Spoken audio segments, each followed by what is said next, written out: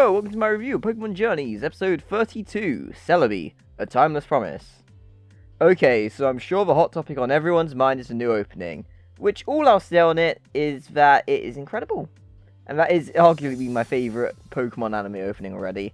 And I love that it teased so many future events, but this isn't the topic of this video. So, the first big thing to note, that Ash isn't in this episode at all. Not counting specials, this is the first time the main series has done this in the 1,000+ episodes. Go and his parents are on their way to Azalea Town on a car trip. They had previously visited this place when Go was younger, and they drive past the place where he sees his younger self in the rain on the roadside. They get to the home they're staying in, and an old man welcomes them, saying it's been 3 years since they were last there. Go's parents immediately fall asleep, and Go goes out to go do his Pokemon capturing thing, and he hears a noise. We get a flashback to a 7-year-old Go exploring the forest. Go sees loads of wild Pokemon, and he thinks that he can find Mew. So he goes further into the forest, and he sees something that he chases it. He runs into another kid who's looking for Celebi. A mischievous was messing with both of them, and they start teasing each other, falling for its tricks, while looking for Mew and Celebi. This kid is Tokyo. Tokyo says, well, Go looking for Mew isn't that special, since he's looking for Celebi just like Go's looking for Mew, so they're basically doing the same thing. But Go pulls out that he's seen Mew before to impress Tokyo. So Tokyo says that Go has a lot of knowledge of Pokemon, and asks what Go knows about Celebi. But Go doesn't actually know anything about it, so he manages to push it aside onto Tokyo. Tokyo gives off a speech about how Celebi can time travel and stuff. Go gives off his "the future is in my hands" line, and Tokyo thinks it's cool, but Go reveals that that line came from a song that his dad was listening to, which is pretty hilarious to be honest. Go offers to help him look for Celebi, as the kid hadn't seen it before, and Go wants to see it too. So Go pulls out a device made by his parents to help him gather info on Mew. So he looks for info about Celebi on it, and apparently it was spotted near a shrine in Ilex Forest. We get to the forest and the grass is too thick, and they encounter wild Pokemon in it. Go goes to get the Sunflora belonging to a person who owns the cottage to help him cut the grass. Go had made Tokyo wait in the forest, so I went to go get it, and upon his return, Tokyo does mention that he was worried that what would happen if Go didn't come back for him.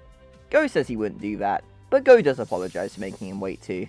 They cut through the forest and see the sunset. They spend some time together under the stars while we talk about wonders of Pokemon who may come from space. Tokyo gets cold, so they leave the forest. They part ways and plan to meet tomorrow. Tokyo says it's a promise, and Go calls him a friend. The next day Go is off, but he doesn't see Tokyo anywhere. It starts to rain, so Go yells out in anguish as his friend had betrayed him. His parents pick him up as he walks down the road. We cut back to the present, and he seems upset remembering all this. Raboot and Sobble are concerned, but Go says he has them. And Go puts on his brave face and sends out Cypher and Farfetch to cut into the forest. He encounters Pokemon that remind him of that day with Tokyo. He catches the Ariados and Pineco, but he can't get Tokyo out of his head. He manages to find the Celebi Shrine. He notices a note tucked in the shrine. It's a message from Tokyo apologising for breaking his promise. He caught a fever, but at that point Go had left. Tokyo is really apologetic about it and managed to find the shrine the year after. If he met Celebi, he wanted to use it to travel back and keep the promise he made to Go.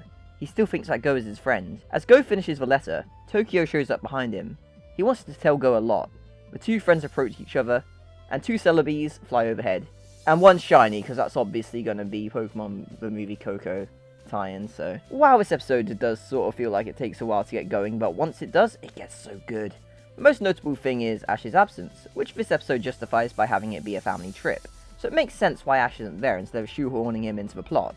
It's a really tightly written episode just exploring an event in Go's past that influenced how he saw other people. Going by episode 3 where he sort of had a falling out with Ash and called Ash one of those people, and episode 15 having Go's parents being worried about why he didn't get along with other kids. We finally have some context as to why he was that way and why he felt betrayed in this episode. I feel they did a great job in not just making this a token Celebi episode with time travel. I know I was in the camp that expected Tokyo to have encountered Celebi after meeting Go, and ended up being pulled through time.